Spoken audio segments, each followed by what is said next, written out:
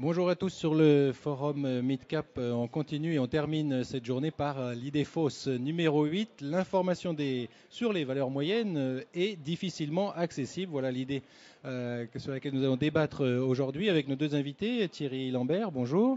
Bonjour, Vous êtes directeur général adjoint de Naturex. tout à fait. On verra donc avec vous ce que vous en pensez. Puis Rémi Lebailly, bonjour. Bonjour. Rédacteur en chef d'Investir, verrons également donc comment on peut avancer sur cette idée. Thierry Lambert, je me tourne vers vous tout d'abord. Un mot pour rappeler ce qu'est Naturex, pour commencer bien sûr. Que faites-vous exactement? Alors Naturex, c'est une société qui produit des extraits naturels. Donc nous produisons des ingrédients naturels de spécialités d'origine végétale. De spécialités, ça veut dire que ça ne comprend pas tout ce qui est commodité. Enfin, ce sont plutôt des produits à valeur ajoutée technique et d'origine végétale parce que tout ça vient de plantes. Alors quand on vous dit cette idée, le fait que l'information soit difficilement accessible, vous réalisez comment? Ah, très mal, forcément. Alors, pour en parler en général, je suis probablement pas le plus qualifié. Moi, je suis assez monomaniaque, hein. Je connais bien une valeur, c'est Naturex, et je connais pas bien les autres.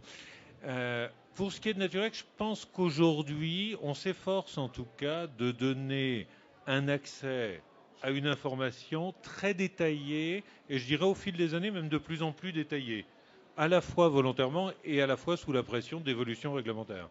Donc quelque part, vous allez donner plus d'informations aux actionnaires actuels et aux futurs actionnaires pour qu'ils s'intéressent, qu'ils comprennent mieux la valeur, comprennent mieux la société?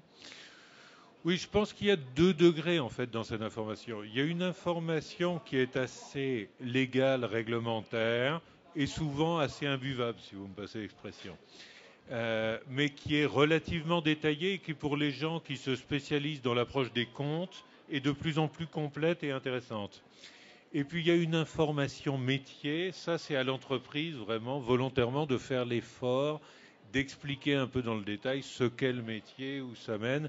C'est pas toujours facile parce qu'on est dedans, on le connaît bien, et c'est pas toujours facile de se mettre dans la peau d'un actionnaire individuel qui connaît pas forcément, qui sait pas de quoi on parle. En tout cas, on essaye et on fait de notre mieux pour ça, et on répond aux questions quand par hasard on n'a pas été clair. Quand vous parlez d'informations pas forcément utiles, déclaration des droits de vote, ce genre de choses qui intéressent quand même une population bien ciblée? Non, ce que je veux dire, c'est qu'on produit par exemple un document de référence. Vous trouvez très fréquemment 12 fois la même information, un bout dans l'annexe des comptes, un bout dans tel chapitre, un bout dans tel autre chapitre obligatoire. Je trouve que ce n'est pas servir la clarté et la lecture par les actionnaires que d'avoir des informations aussi redondantes et aussi formatées. Rémi Lebailly, alors justement sur cette idée fausse, la huitième, sur l'information des valeurs moyennes, qu'est-ce que vous en pensez? Alors, je reprendrai sur le document de référence. C'est vrai qu'il faut être courageux pour lire le document de référence, hein. Mais, en contrepartie, il est très complet. Voilà, il y a des avantages et des inconvénients. Alors, sinon, sur l'information des valeurs moyennes difficilement accessibles, je crois que il faut nuancer. Je crois que pour une grande majorité des valeurs moyennes, l'information est très accessible. Beaucoup de sociétés moyennes jouent le jeu, publient des résultats, publient des chiffres d'affaires avec des commentaires détaillés qui sont associés, ont le plus souvent des sites internet plutôt bien faits. Et puis il y en a quelques-unes, c'est vrai, qui sont cotées, qui veulent rester discrètes. On se demande pourquoi elles sont cotées et qui, elles, communiquent peu, voire et quand elles communiquent mal. Et certaines ne communiquent pas du tout, donc c'est très difficile là de trouver des informations. Il faut aller sur les sites d'information légale et encore, on ne trouve pas toujours quelque chose. Mais ça concerne vraiment une minorité de valeurs. Est-ce que pour justement les gens qui nous suivent, est-ce qu'il faut faire un tri sur l'information? Parce qu'on parlait d'informations réglementaires, il y a des tas d'informations tous les jours sur les fils d'infos qui circulent sur une entreprise, comme Naturex, comme d'autres. Il faut faire quand même un sacré tri pour savoir dans ce qui sort là, qu'est-ce qui est important, qu'est-ce que je peux mettre de côté quelque part, si je m'intéresse à la valeur. Il y a les grands rendez-vous incontournables qui sont, mais c'est vrai pour les valeurs moyennes, c'est vrai pour les grandes sociétés, hein, c'est la même chose, qui sont les publications, bon, les résultats annuels, les résultats semestriels, les publications de chiffre d'affaires trimestriels et les résultats trimestriels pour les sociétés qui en publient. C'est les grands rendez-vous incontournables. Et puis il y a les choses exceptionnelles qui sont des opérations d'acquisition. Naturex en fait beaucoup, donc Naturex communique On en souvent a fait sur ce sujet-là. effectivement. Mais voilà les grands rendez-vous, mais je ne vois pas de différence et de faiblesse particulière des valeurs moyennes par rapport aux grandes. La seule chose, c'est qu'éventuellement, vu que ce sont des sociétés plus petites qui ont moins d'actionnaires, ces informations sont moins reprises. Mais nous, à Investir, par exemple, on les reprend fréquemment, que ce soit sur le site internet où, par exemple, tous les jours, on a une valeur du jour qui est très fréquemment une valeur moyenne, ou dans l'hebdomadaire, où on a justement pour que les valeurs moyennes ne soient pas noyées parmi des sociétés de taille plus grande, où on a segmenté entre ce qu'on appelle les grandes valeurs, qui sont les valeurs du SRD, et les valeurs moyennes, qui sont les valeurs qui ne sont pas SRD. Thierry Lambert, justement, si on revient à Naturex, le groupe a beaucoup changé en quelques années, en quelques mois. J'ai connu le groupe à l'introduction. Il s'en est passé du chemin, ça change quand même l'information. Il s'est passé effectivement beaucoup de choses. Depuis 2000, depuis le début du 21e siècle, depuis l'année 2000, on faisait 10 millions de chiffres d'affaires. On va faire 22 fois ça cette année, à peu de choses près. Donc ça a été une politique de croissance moitié organique, moitié croissance externe, et avec une grosse opération réalisée à la fin de l'année 2009 qui a conduit à un doublement de taille et une jolie année de croissance en 2010 sur ce nouveau périmètre. Donc quelque chose effectivement qui nous a amené à communiquer très souvent sur les acquisitions. Je crois qu'une des choses qui me frappe quand je viens sur actionnariat, et j'y viens tous les ans depuis 12 ans, c'est de rencontrer des actionnaires qui sont actionnaires depuis un certain temps de Naturex et qui ont un degré de connaissance de l'entreprise, des opérations qu'elle a menées, vraiment impressionnant. Ça m'amène à penser qu'ils ont trouvé l'information en tout cas. Que vous avez fait votre travail. En même temps, le groupe effectivement change. Est-ce qu'aujourd'hui, il n'y a pas tellement de comparables, en tout cas proches. Il va falloir chercher des comparables à l'étranger. Ça vous gêne pas, ça, le fait qu'on puisse pas dire, bah tiens, Naturex, on le compare à tel ou tel autre? Non, être unique, c'est toujours flatteur. Non, toute plaisanterie mise à part, c'est pas facile pour les investisseurs et en ce sens-là, ça nous gêne. Ne pas avoir de comparable boursier, ça amène un certain nombre de gens, dont des analystes financiers, qui sont obligés, pour des raisons qui m'échappent, de faire des comparables, à choisir des comparables qui ne sont pas comparables.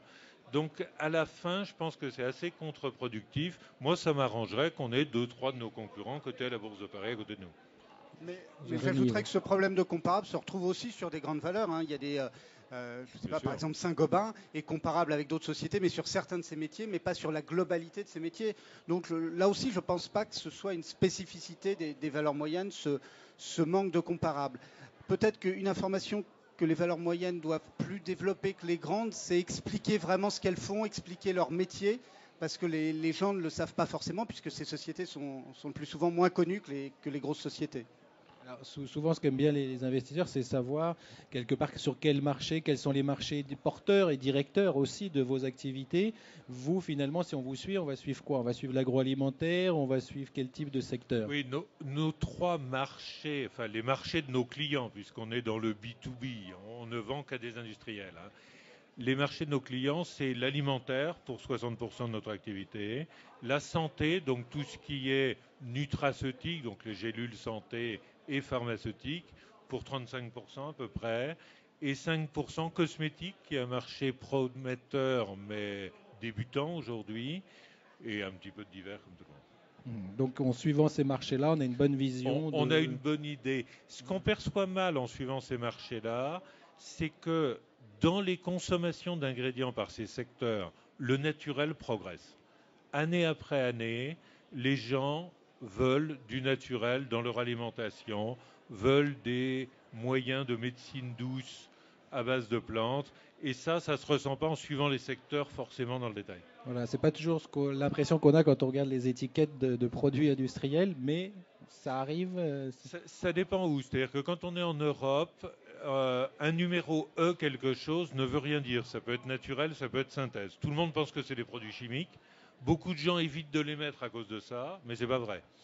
Quand vous allez dans un supermarché américain, par contre, vous voyez all organic, all natural, all natural, all natural. Il y a des rayons entiers et plus il y aura ce genre de labeling, plus ça servira les intérêts de Naturex. Rémi Debailly, justement, sur l'information, aujourd'hui, vous dites que On a de quoi faire, on a de quoi trouver l'information, vous allez vous-même la chercher.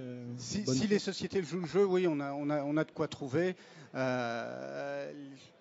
Internet, effectivement, a rendu les choses plus accessibles parce que même s'il n'y a pas de communication spécifique à un instant T sur une société, on peut aller rechercher sur le site Internet ce qu'il y a.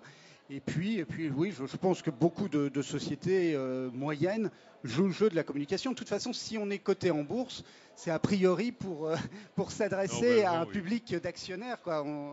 Si on a fait ce choix, implicitement, les dirigeants devaient savoir qu'il y avait une partie de leur temps qu'ils devaient consacrer à la communication avec leurs actionnaires, que ce soit les actionnaires individuels ou les actionnaires institutionnels. Et Thierry Lambert, la crise n'est pas si loin que ça. Elle a pu impacter Naturex. Comment le groupe a réagi justement dans cette période un petit peu difficile où on manquait de visibilité pour le coup?